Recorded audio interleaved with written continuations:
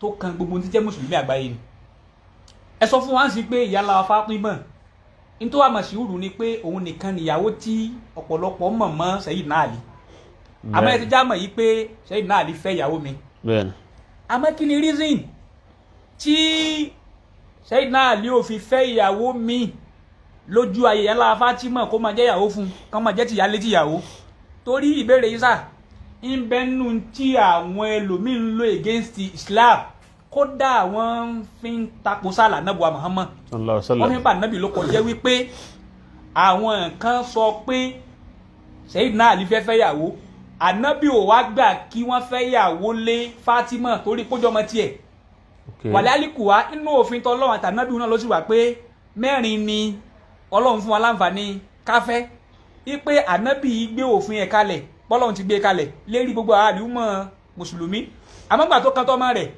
tọ́fẹ́fẹ́ yàwó lé ànábì ò gbà wọ́n ń lo kíní against Islam wọ́n fi ń ba ànábì jẹ́ àkàrà òhunla ẹ̀dẹ́gẹ́ bá wa ṣàlàyé ẹ̀. kan tó ṣẹlẹ̀ sẹ́rí lè tó wí nítorí yẹ kí a gbé wá ní maudu onekhas o ṣe wọn but ká gbé wá ní special topic lọ́tọ̀ kéèyàn ó tírìtì èyí òun ní ọ̀tọ̀ torí ọ̀fẹ́ àmọ́ torí pé o béèrè nínú halkọ yìí jẹ́ kí n ṣàlàyé ẹ̀ o ti bá wọn náà àkọ́kọ́ ń bẹ̀ ni pé wọn ò lè bà nábì jẹ́ sallallahu alaihi wasallam wọn lè bà nábì jẹ́ kò sí nǹkan kan tí wọ́n lè fi gẹ́ẹ̀tì ànábì sallallahu alaihi wasallam tọ́ra ànábì ò ní ṣe nǹkan kan láì ní rízìm sallallahu alaihi wasallam o ti bá wọn rísì tí ànábì ò fi jẹ́ kí Sayyidina Ali ó fẹ́ obìnrin Fatima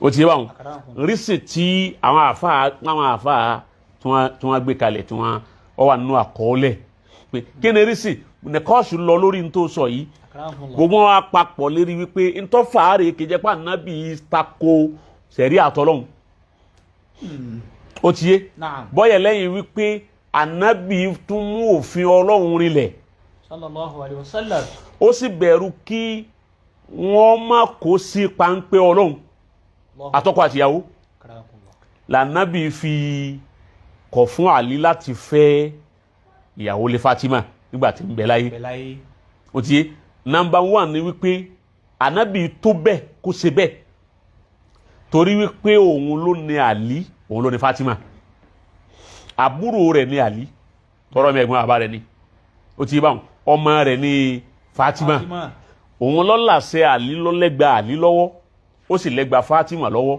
òun ló ní àṣẹ kó pàṣẹ fún Àlí ló sì ní àṣẹ kó pàṣẹ fún Fatima so to understand ọ̀dà kí ló wá fà tó fi rí bẹ́ẹ̀ àwọn èèyàn kan ní ànábì ń bọ́ ọmọ rẹ̀ jowú ni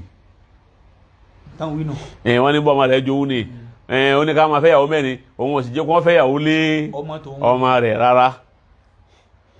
rárá bó ṣe òun lọ̀rọ̀ tí mo sọ ń jọ òun pé ìyàwó kan ni Ọlọ́run advice wa lọ́wọ́ advisable látọ̀dọ̀ Ọlọ́run. mọ̀ràn sí ní ọ̀lẹ̀ tẹ̀lé ọ̀lẹ̀ má tẹ̀lé. mo ní má tẹ̀lé advisable ni mo pè é bẹ́ẹ̀ sọ pé lọ́lọ́run pàṣẹ àwọn èèyàn kì í understand mi. alẹ́ yìí náà ń tọ́ ni sẹ́yìn. èmi dẹ̀ máa ń sọ̀rọ̀ pẹ̀lú pé àwọn tí mò ń bá sọ̀rọ̀ gbọ́dọ̀ jẹ́ ẹni tí wọ́n nírò rí tí wọ́n sì lè dẹ̀ làákàyè kalẹ̀ láti understand tí ń wí. àwọn kọlá òun làákàyè là ń bá sọ̀rọ̀. bọ̀ ọ̀pọ̀lọpọ̀ àwọn tí wọ́n ń wo àwọn kinní yìí àwọn tí wọ́n máa fẹ́ kí ọ̀rọ̀ ẹ̀fẹ̀ àbọ̀rọ̀ àwàdà ọ̀rọ̀ bíi ẹ̀rín setgate nítorí pé náà lòun máa sábà wò tọ́ba jáàmù bíi tẹ́mi ti ń sọ̀rọ̀ làákàyè kò ní ṣe délé làákàyè rẹ̀ yọ máa gbégbé alágbájá wíwá yìí o. ogun akásì máa ń ṣẹfẹ̀. Ọlọ́run sọ pé máa ya'qiluha illa al-alimun ọ̀rọ̀ tí n bá sọ ẹnìkan ò ní gbọ́ kọ́wọ́ lérí ẹ̀ àfẹni tí làákàyè rẹ̀ bá ń ṣe ẹni tí làákàyè rẹ̀ ọba ṣiṣẹ́ dáadáa ò lè ọ̀dà sáǹdì tí ń wí. advice lọ́lọ́. mi wàá lè torí pé làákàyè ọ̀dọ́gba kí n má wàá sọ̀rọ̀ tó dọ́gba. èmi ọ̀ sọ̀rọ̀ tó dọ́gba but làákàyè tí ọba dọ́gba ò ní understand ọ̀rọ̀ tí ó dọ́gba tó dọ́gba. torí làákàyè tí ò dọ́gba. mo ní ìyàwó kan ní Ọlọ́run advice wa káfẹ́ àmọ́ torí pa àlè mára dúró ló fi yọ̀ǹda wa pé ọ̀dà ẹ̀fẹ́ mẹ́rin ẹ̀fẹ́ mẹ́ta ẹ̀fẹ́ méjì. mo wá sọ pé kí ló fà tó fi wí bẹ́ẹ̀ ni pé Ọlọ́run sọ pé tẹ́ ẹ bá mà wípé ẹ lè ṣe déédé láàrin méjì mẹ́ta mẹ́rin ẹ fẹ́ yọ ọ̀kan fawahida. Ọlọ́run sì tún sọ wípé ẹ lè rí déédé ṣe láàrin obìnrin méjì ò kódà bẹ́ẹ̀ bá fẹ́ ṣe ṣe mọ̀ pé advice nu bẹ́ẹ̀ni mo advice yìí kẹ́ ẹ fẹ́ yọ ọ̀kan jẹ́jẹ́. tó bá lọ school yìí read the medicine. tó bá lọ school yìí read the medicine. tó bá jáde wàá ríṣẹ́ báyìí. wàá ríṣẹ́ bọ̀ tó bá wọn pọ̀ bá lè rí díẹ̀ o lè ṣe lọ́ọ̀ náà bó ṣe nínú òun là ká ìgbọ́dọ̀ understand mi. ara ti àlílẹ̀ ti mà kí ló fà tá ànábì ò fẹ́ kí wọ́n fẹ́ yàwó lé Fatima kì í jẹ́ pé ànábì bọ́ ọmọ rẹ̀ jowú ànábì ṣàánú àlí ni àtọ́mẹ́ lọ́nà wo sà. lọ́dà fún ọ alákọ̀ọ́kọ́ ń bẹ̀ máa tẹ̀lé mi o alákọ̀ọ́kọ́ ń bẹ̀ ni wípé Fatima ọmọ ànábì ni ànábì sì ti sọ wípé Fatima yìí o ẹ̀yin júù ni o bid'atun minni pàtì kan ni Fatima this is the part of my. She's part of me. She's part of me. Ọlọ́run ojú ní àlùbáríkà ọ̀n kọ́ mi nù fa. ẹ̀yin náà lẹ́kọ̀ọ́ tọ́sí. àwa lè kówó la yìí ọlọ́run bẹ̀ yín. èbó rè ọlọ́run bẹ̀ yín. ìwọ gángan lè bó. àwa kówó la yìí. Ọlọ́run ojú ní àlùbáríkà. She's part of me. Naam Ànábì ní yugdibuni ma yugdibuha yudhini ma yudhiha yuribuni ma yuribuha. Sallallahu alayhi wa sallam. ìtọ́ba yìí mú Fatima banújẹ́ Kọ́sìm Ànábì ní inú mi ó bàjẹ́. tó bá ti kàn mí. tó bá kan Fatima kàn mí ẹni bá ṣẹ̀ Fatima ṣẹ̀ mí ẹni bá fìyà jẹ Fatima fìyà jẹ mí ẹni bá na Fatima nà mí. Allahu alayhi wa sallam. èkíkè kan ní Fatima lára mi òkè ń gbọ́ wa rí bẹ́ẹ̀ ọ gbọ́ tí Sayyidina Ali bá fi wá fẹ́ ìdá ò Fatima ìdá ò Rasul wa idha ar-rasul min kaba'ir ad-dunub. Masha Allah. Kafara ni Fatima. Anabi la fara ni. Kawa fara ni Anabi nú ẹ̀ṣẹ̀ ńláńlá. Ẹni báyìí fara ni Anabi. Ẹni tá Anabi báyìí rí nira tó Philippines. Látọ̀dọ̀ rẹ̀. Ohun tó àwọn ti ṣe àgbákò lọ́dọ̀ Ọlọ́run. Anabi ó wá fẹ́ kí Ali ó ṣe àgbákò torí bá li bá ti fẹ́ yàwó mi. Ìnira ni ó jẹ́ Fatima. Torí kò sọ báyìí fẹ́ yàwó mi wà lọ́ máa ṣẹlẹ̀ ìjà ó máa ṣẹlẹ̀ ìtinú ó máa ṣẹlẹ̀ tó bá bẹ̀rẹ̀ ṣẹlẹ̀ àrọ́ máa ní Fatima tára bá ti ní Fatima tí Fatima bá ti ń kíbò sí lọ́dọ̀ bàbá rẹ̀ pé tọ̀ bá mi àti jẹ́ tọkọ mi ò wálé láti jẹ́ tọkọ dàmọ́ dáná kọ̀ jẹ́ ọ̀dọ̀ ìyàwó kejì lọ́jẹ́ bínú Ànábì bá ti bàjẹ́ inú Ọlọ́run ní dùn sí Àlí Ànábì ó wá fẹ́ ká lè ọ́ tara àwọn ní challenges lọ́dọ̀ Ọlọ́run ìwọ Àlí má wulẹ̀ tara mi kọlu Ọlọ́run má fẹ́ yàwó mi na dì má Fatima yìí ọ̀kan ẹlẹ́ẹ̀kejì òun ni ìta ń pè ní algira owú tí ń bẹ lára obìnrin kò sí obìnrin tí ò ní owú lára wallahi lazim ọgbọ́ akramakumullah kò sí obìnrin tí ò ní owú lára òsóbìnrin tí kì í jowú Fatima tàlí báyìí fẹ́yàwó lé jama pé tàlí mọ́ sọ pé tọ́ bá fara ní yóò rí challenge Ọlọ́run ọwà kò ti Fatima rẹ̀ báyìí bá wọn fẹ́yàwó lé Fatima tí owú bá gbé Fatima òun náà tàpá sọ́kọ̀ ẹ̀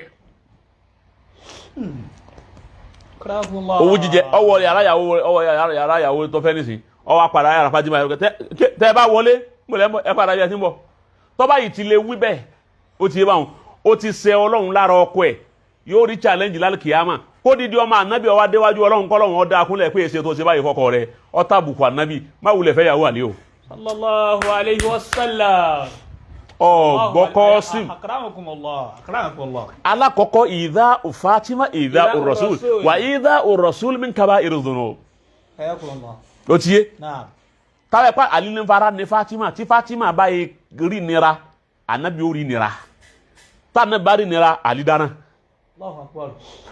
ẹlẹ́ẹ̀kejì owú yóò gbé Fatima tí Fatima báyìí jowú yóò kọlu ọkọ ẹ̀ yóò gbọ́kọ lẹ́nu yóò kọlu yóò dúró tọkọ ẹ̀ nígbà tó wọ́n bàjá tó rán wọn àti ìyàwó ọjà bí tọkọ bá lóhun ti ń parí ìyà ẹ̀yin náà kẹ́ dálẹ̀ ẹ̀yin ẹ̀yọkùnrin òsì kí ní gàngbà owó yẹn ó gbé tó bá ti wá gbé òun náà kọlu Ọlọ́run lára ọkọ ẹ̀ wọ́n bá dàlù kíyàmọ̀ yóò rojọ́ yẹn kó di ọmọ ànábì ọmọ àròjọ́ wájú Ọlọ́run lérí ọ̀rọ̀ ọkọ ó ti báwọn ànábì ní wà Àlí ẹ̀yin tẹ́ tún wọn adéwájú ọlọ́run tí ṣẹ̀ṣẹ̀ máa wá lè sọ pé ẹ̀yin ọlọ́run dákun yọ̀ǹda wọn wo tèmi mọ́ wọn là má fẹ́ ìyàwó mi.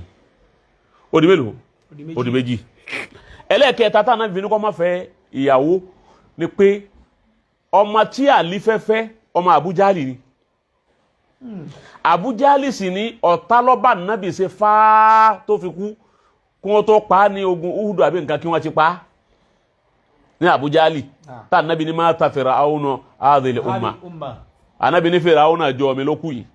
Àbújálì bá ànábì ṣọ̀tá fáá tó fi lọ lè bá Ọlọ́run ni kèfèrí ni àmọ́ ọmọ rẹ̀ ti gba Islam.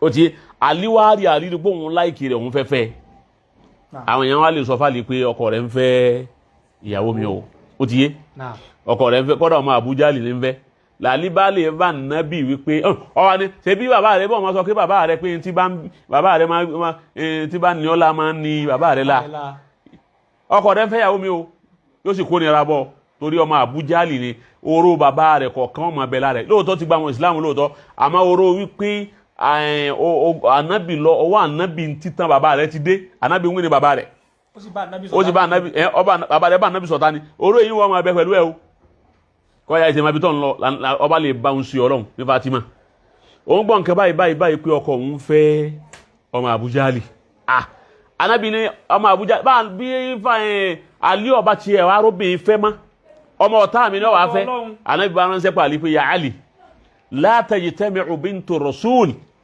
ma'a binti aduwwillahi 'inda rajulin wahidin abada ọmọ èmi ànábì pẹ̀lú ọmọ ọ̀tá Ọlọ́run wọ́n wá jọ wà nínú ilé kan náà. máa ṣe tìyálé tìyàwó. àwọn àfáà wá wò pé kí ló fà tá ànábì fi sọ ọ̀rọ̀ yìí jáde wọ́n ní bẹ́ẹ̀ ni nítorí ànábì fi sọ ọbẹ̀ jáde ni wípé Àlí dárájà Àlí àti